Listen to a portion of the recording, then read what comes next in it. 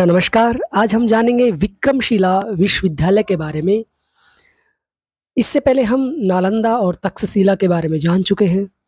सामान्य परिचय ही हम जान रहे हैं, जो बाद में पुरातत्व विभाग के द्वारा जो खुदाई हुई है, उसमें जो अवशेष मिले हैं, उन्हीं के आधार पर इनकी जानकारी हम आप तक पहुंचा रहे हैं। तो देखिए, जो बिहार है, उसमें एक भागलपुर ज़िला है, जो बहुत ही प्राचीन ज़िला है। सिल्क सिटी के नाम से उस ज़िले को जाना जाता है और इस ज़िले का महाभारत से भी संबंध रहा है। इस ज़िले को सूत पुत्र कर्ण की नगरी भी कहा जाता था और ये जो विक्रमशिला विश्वविद्यालय है, ये भागलपुर ज़िले में यानी बिहार में स्थित है। और भागलपुर जो ज़िला है, वो पटना से लगभग 225 किलोमीटर और कोलकाता से 475 किलोमीटर की दूरी पर लगभग स्थित है। और विक्रमशिला के महाविहार की स्थापना, यानी बौद्ध धर्म में इनको विहार कहा गया है।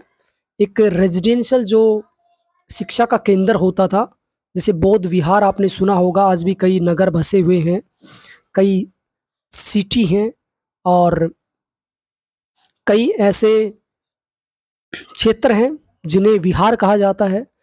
तो विक्रमशिला भी एक महाविहार था, यानी काफ़ी बड़ा था ये, और जिसकी स्थापना नरेश धर्मपाल ने करवाई थी, यानी वो राजा थे। और लगभग 775 से 800 ईस्वी के आसपास इसकी स्थापना हुई थी, ऐसा माना जाता है। और एक मान्यता यह भी कहती है कि महाविहार है, इसके संस्थापक राजा धर्मपाल को एक उपाधि मिली थी जिसका नाम विक्रमशील था। उसी के कारण संभवतः इसका नाम विक्रमशिला पड़ा होगा या रखा गया होगा। यानी जो वहाँ के राजा थे उस समय के या उस दौर के, यानी राजा धर्मपाल, उनको एक उपाधि मिली थी उस समय, विक्रमशील, और उसी के नाम पर उन्होंने इस महाविहार की स्थापना की थी, इस शिक्षा के केंद्र की स्थापना की थी। तो देखिए, यहाँ पर 160 विहार थे तथा व्याख्यान के लिए अनेक कक्ष बने हुए थे।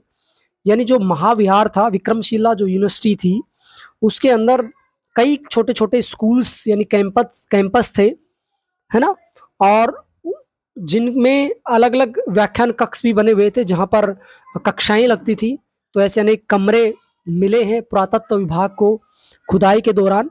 उन्हीं के आधार पर ये जानकारियाँ हम सब आप तक पहुँचा रहे हैं। तो राजा जो धर्मपाल थे और उनके उत्तराधिकारी 13वीं शताब्दी तक इस विक्रमशिला विश्वविद्यालय को मतलब संरक्षण प्रदान करते रहे, उसकी देखरेख करते रहे, उसको चलाते रहे, उसकी व्यवस्था करते रहे, है ना।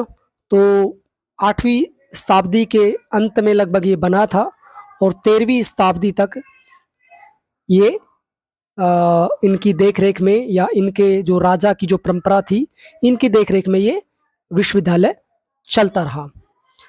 तो क्या हुआ परिणाम स्वरूप, विक्रमशिला लगभग 4 शताब्दियों से भी अधिक समय तक अंतरराष्ट्रीय ख्याति प्राप्त शिक्षा का केंद्र बना रहा।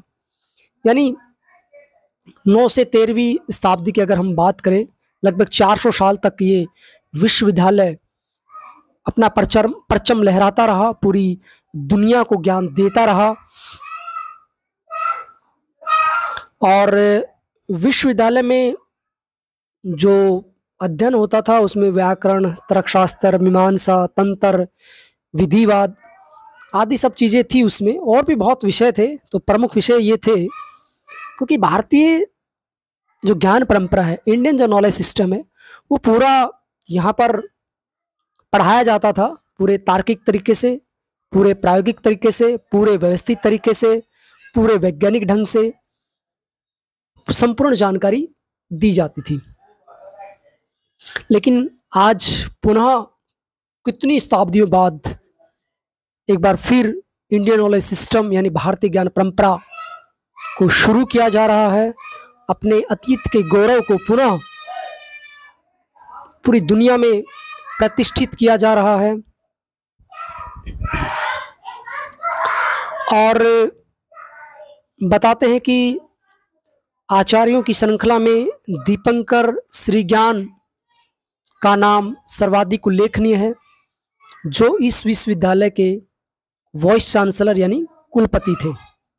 तो देखिए, हमें इतिहासकारों के माध्यम से पता चला है कि दीपंकर श्रीज्ञान इस विश्वविद्यालय के पहले कुलपति थे और करीब करीब या लगभग 4 सदियों तक वजूद में रहने के बाद 13वीं सदी की शुरुआत में यह विश्वविद्यालय नष्ट कर दिया गया एक साजिश के तहत।